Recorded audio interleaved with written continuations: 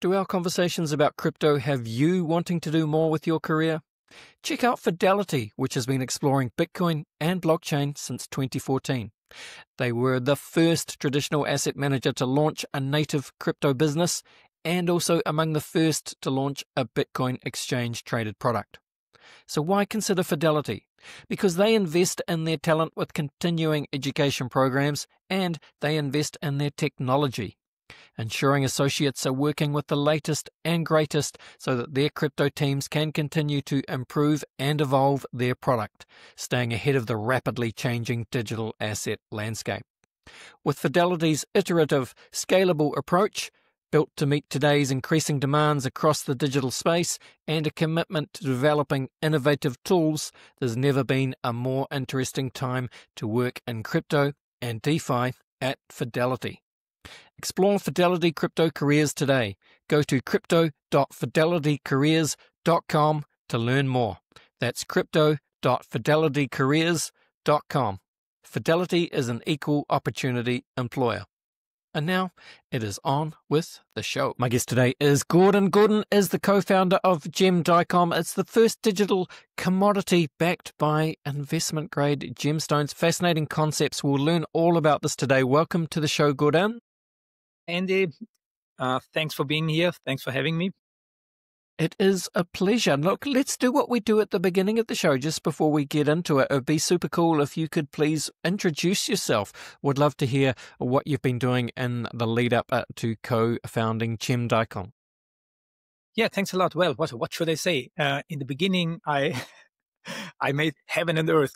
No kidding. I was born 1970. Like I have some 55 years on my back already. And the last almost decade, I'm in the financial space. So I run an asset management company here in Malaysia. And I touched the gemstone industry like almost 7-8 years ago when being introduced to this world through a marketing campaign, basically. And this got me hooked into this, let's say, very old asset, a very old financial asset. And the interesting thing for me was that it's a unique thing. Physical, tangible gemstones as gemstones are here for as long as gold, at least. And they're not connected to the financial world. And that intrigued me because gemstones as gemstones, they have certain properties and they might be interesting for a few people. And we will talk about this. But yeah, I come from the financial world. I have a background in marketing, sales and marketing for almost 20 years. And yeah, father, 2 kids, married. I think this, if you have any questions, just ask. All right. Well, let's see. We'll just go through it one by one. So I've got a list of questions, Gordan. Let's, I guess, start with the origin story. You know, every product has a nice, shiny origin story. I'm sure that's the same for GEM Trust and what you guys are doing with, GEM DiCom. So, tell us about that kind of shiny origin story. Was this a frustration with traditional finance, a fascination with gemstones and precious metals, or kind of a little bit of everything? It was I wouldn't say a little bit of everything. My business partner, who I started who I started in the world of gemstones like 2018. He ran an asset management company in Germany for more than 30 years. It's a licensed entity like I have it here. And when you're that long in the business and when you're with a lot of, let's say, wealthy people, they come to you and they say something like, look, I have everything. I have stocks. I have gold. I have properties. What else can I invest in? And a lot of people asked him this. And one day, one of these clients basically came to him and said, look, I want to invest in gemstones. What do you think about that? And this was the start of his journey. And when we met, like in 2018, he ignited this spark on me as well, because it's a fascinating. It's not only pretty. It's not only looks beautiful. It really does if you have them in your hands, these little shiny thingies. But it's the history of it, and we all know gemstones, but the story of gemstones is, let's say, it's more jewelry. If I tell anyone, what do you think about gemstones? Well, it's jewelry. You can have it in the rings, in necklace, whatever. But seldom we think about them as a way of store value, as a way of store wealth. But they do. The good ones, of course, because there's a wide margin. Most of them can't do it, but like the few top ones, they can. As we see in royalty, for example, like all the royals, they are doing this for centuries, like keeping and storing their wealth, their value in precious stones. And I grew up in Austria, and we speak German. And the German language is very interesting regarding gemstones, because in Germany, gemstone is called Edelstein. This means noble stone, and it really origins in the in that like hundreds of years ago, only the noblemen were allowed to have land. They were allowed to have precious stones. And that's where the name derives from. That's where the name comes from. So in German translated, it means Edelstein, noble stone, because it was the stones of the noble man. And most of the people today do not have access to this asset. Let's call it. Why? Because it's in investment grade gemstones, they're very expensive. They start like 15,000 euro, 16,000 US dollar. I don't know how much in New Zealand dollar this is, but it's a lot. And very little people can afford this. And this is a shame, because gemstones have properties that are very interesting for the common people as well. And we tried to find a way, and it took me some years, literally, it took me some years to find a way on how to offer this unique asset to a broader and to make it accessible to a much broader audience. Because it's a difference. If you want to buy one gemstone, you have to have technical expertise. You have to you have to know how to find a real against a fake one, and so on. Because even me, I'm in this business now for a few years. Even if you put me a few 3 stones, yeah, one is glass, one is like worth $100, and the other one is worth $50,000. I won't bet that I'm 100% sure to figure it out immediately, because it's really tricky. You have to have knowledge, logical knowledge, technical knowledge, and so on. So that's one of the reasons why this asset was very hard to obtain. So you need to have money, you need to be rich to be able to afford the people who can find those precious stones, the ones that are really valuable. You have to have the means to find them. And most people don't. And that's what we basically did. We use all this technical thing, everything. We make this. We have our specialists who do it. And then through the magic of modern day technology, through the magic of blockchain, we found a way on really how to make this accessible to a wider audience. Right. Thank you, Gordan. And one of the fascinating parts of this, and I suppose that's what you're referring to when you're talking about the use of blockchain technology, is this idea of digital melting. Because, yes, traditionally people understand that you can kind of melt down precious metals or gemstones or whatever it is. Digital melting is a little bit different again. So when we talk about, digital melting in the context of physical gemstones, yeah. So what? Just to talk us through that process and what's happening here. Okay, I have to start a little bit wider. So to make something accessible to a wider range, or let's say to make it compatible with our financial system, some things needs to be unified.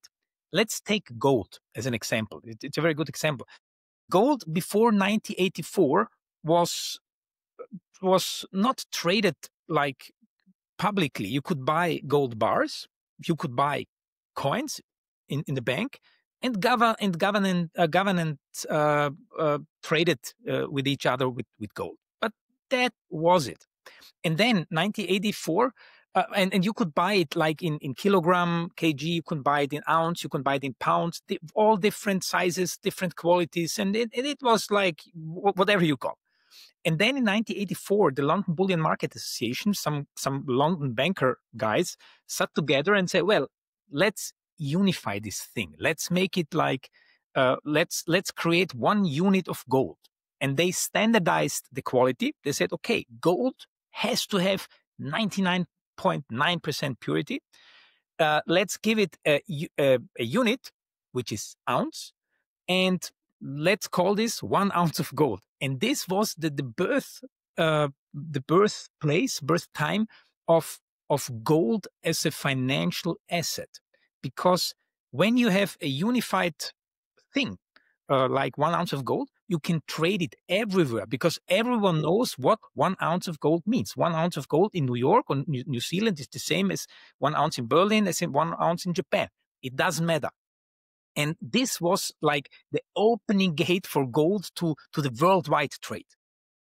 And the so-called market cap from gold like 10x'd within a very short time because suddenly you could create financial instruments like gold futures, like derivatives and different things that were not possible before because it was not standardized. And the same problem we have with gemstones. Investment grade gemstones, every single one is unique. It's like a fingerprint. It's per definition, it's non-fungible because you can only trade one stone against money. And the problem in this whole thing was when you use one gemstone, and this has been done a few years ago already. This is nothing new. When you use one gemstone and out of this you create an NFT, you have a digital representation of this one gemstone. And then you can like fractionalize it. You can make smaller parts of it. And then you can buy smaller parts of this one gemstone, which is okay, but it doesn't solve the real problem, basically. And the problem is, okay, I still need to find the liquidity. I still need to find a seller for this small part of my gemstone. And once I have it, I buy, let's say, this small part and I want to sell it. I still need to find someone who wants to sell, who wants to buy this small unit. And coming back to digital melting, to the question. So if we only take one stone, you cannot build, let's say, a currency backed only by one stone. This does not work. Currencies like dollar and most of the currencies long time ago were backed by hard assets, most of the time by gold. And gold is simply because you can unify it as explained. But you cannot do this with gemstones because there you cannot put them together, merge them into one big thing, and every gemstone is different. A gemstone, a ruby from Japan or wherever you buy them, there are no two rubies the same. They are they're different. And what we did, and we call this process digital melting, we found a way on creating this unified, this unit of gemstone, what we call GEM DiCom, GEM digital commodity. We found a way through digital melting to melt those stones, not physically because they stay untouched in a vault in Switzerland, but digitally they are melted, and then you can get small fractions of it. Like you don't have to buy for $15,000 one whole gemstone, but you can buy it for $1, for $10, for $100, and you can sell it also because what you have is similar to what the dollar has been when he was backed by gold. You have something that represents that gold. And if you have enough of these GEM DiComs, you can of course exchange them into a real physical gemstone as well. So this very simplified is the effect of digital melting. Yeah, Sorry about It's fascinating. So, I mean, it's another form of real world assets, I guess. But how would you characterize the difference, if any, Gordon, and if comparing, tokenized gemstones to various other real world assets? What is it particularly that you like about gemstones in this case? So I come from a I come from the traditional world of finance. The traditional world of finance, it's like the banking system and whatever, is very skeptical. Was very skeptical and still is of the whole crypto world. And the crypto world, I mean, they're not doing nothing new. Most of the things that exist in the financial crypto realm exist in the classic world as well, but in a much slower and much more expensive way. And what the whole crypto DeFi space did was to simplify it, to digitalize it, and to make it much faster, much cheaper, much more transparent in most of the cases. So this is like a very, very big innovation.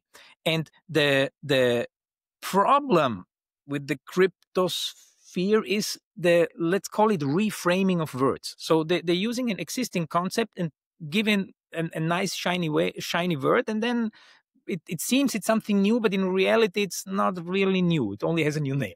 And real world asset, RWAs, this is such a world, because if most of the people think of real world asset, you think of tangible stuff. You think of something that you can touch. This is the real world, and it's an asset from the real world.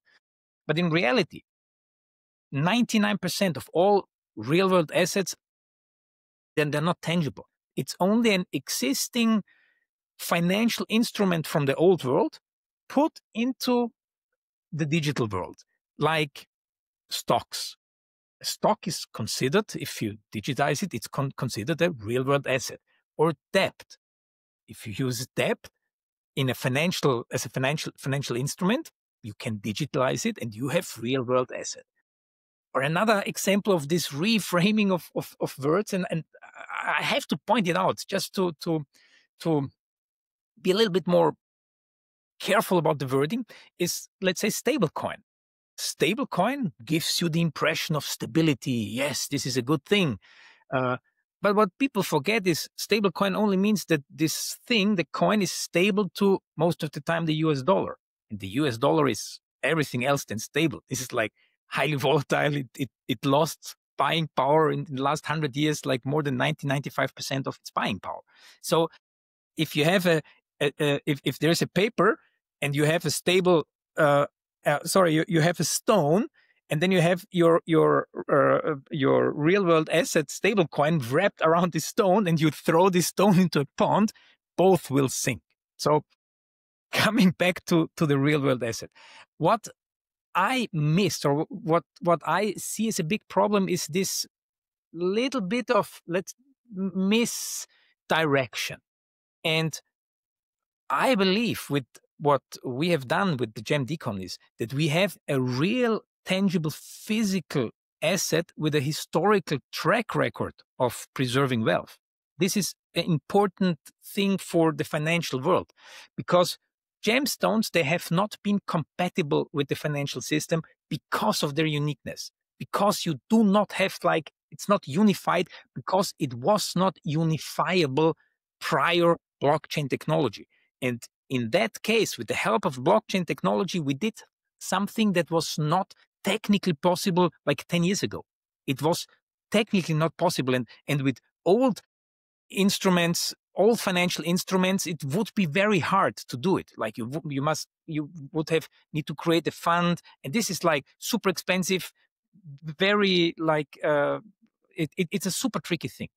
But with the help of blockchain technology, you can use a real physical tangible asset, and through the help with blockchain technology, you can create a digital asset out of it.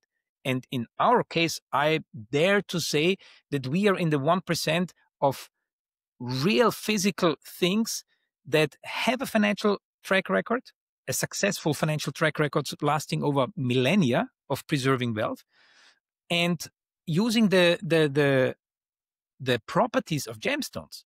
And the properties are, they have a very low volatility. So it's not going up and down like gold does or like the real estate market does. It's because it's naturally scarce. It moves only in one direction, and this is slowly up. It has no correlation to financial markets. Another interesting property of gemstone, because it's not tradable by governments, because the amount is very scarce. It's very interesting for private investors or even institutional investors, but it's not interesting for governments because there's not enough of gemstones to back a currency. So this is a very interesting property. And so we use this real world asset aspect, and we found a really good financial instrument. And with this blockchain technology, it is able to connect it to the financial world. And this is, I believe, like the really big innovation that we did with our GEM DiCom. Got it. Thank you, Gordan. All right. And I understand there's a DAO as well. Of course, there's a DAO. So just explain very briefly the DAO, how the DAO works. DAO is, as you know, DAO, Decentralized Autonomous Organization. And this is like the heart of, or this is the issuer of the token. So in a real world, in the real world, you have the government or you have the banks, and they are issuing the currency, and you can trust them, and they are some means of control, and you like it or not. But as we see in the past, or as we see now in the present, this is a very, I would say, it's a very not unstable, but it's not an independent project, so to speak. A DAO, on the other hand, like, it's a truly democratized way of transparency and of issuing and controlling such a, let's say, I won't say it's not a currency, but it has the properties of a currency.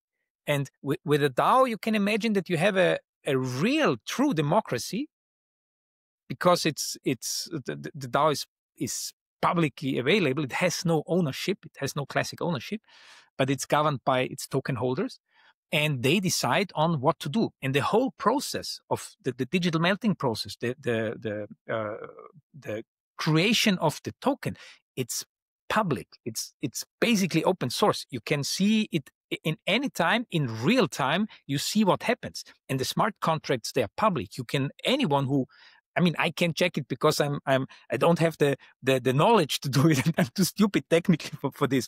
But people who can check it, they are able to see what is happening. It's like you have, it would be like, imagine there's a bank and it would be transparent. It's a glass bank, and you can see every little thing that this is happening inside. Inside, let's say, the Fed. Nobody freaking knows what is going on there.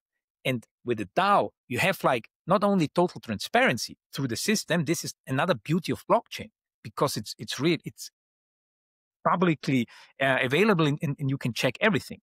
And through the DAO, you have a truly democratized system where everyone can give their input, can put things up to vote, and to steer the direction where this whole project goes. Yeah. It makes perfect sense, Gordan. All right. Well, look, as we start to finish up this part of the podcast, for people that want to learn more about what you guys are building with GEM Trust and GEM DiCom, just tell people where they should go and what they should do to get involved.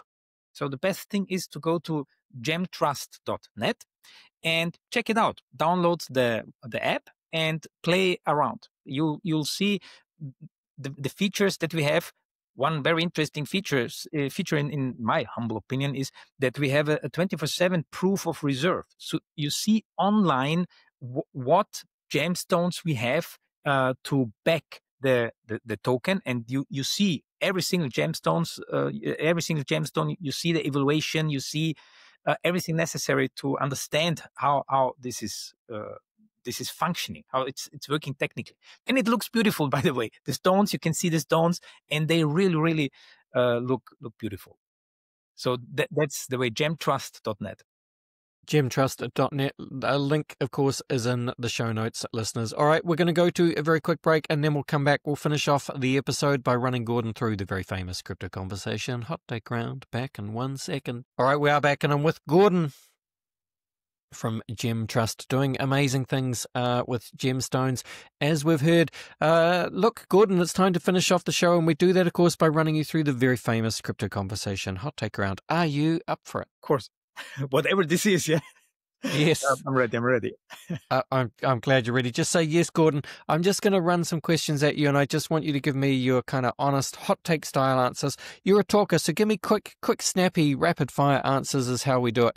Let's see how you go. Question 1 for you, Gordan, is very simply, where would you say that you sit on the Bitcoin maximalist to multi-chain opportunist spectrum? Bitcoin has gigantic potential in both directions, unfortunately.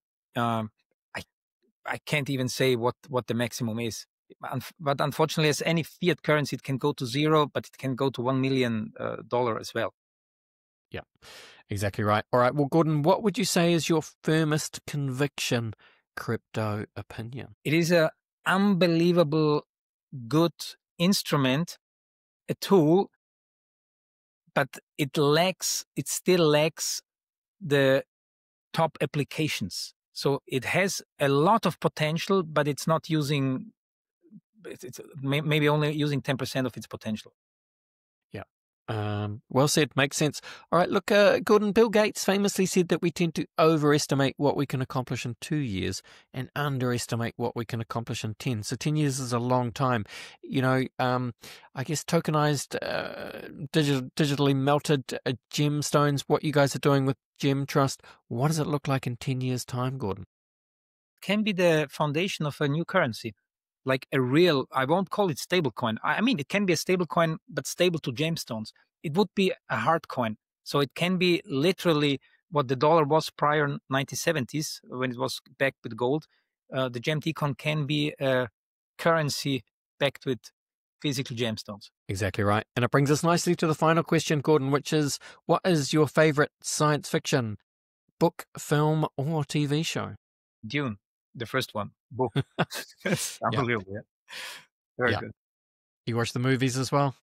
Yes, but the last one is basically very good. But I like the one from the 80s as well. So it's mixed. Very good. Very good. Yeah, the one from the 80s. Bit more camp, bit more fun. All right. More colorful. Yeah. Yes.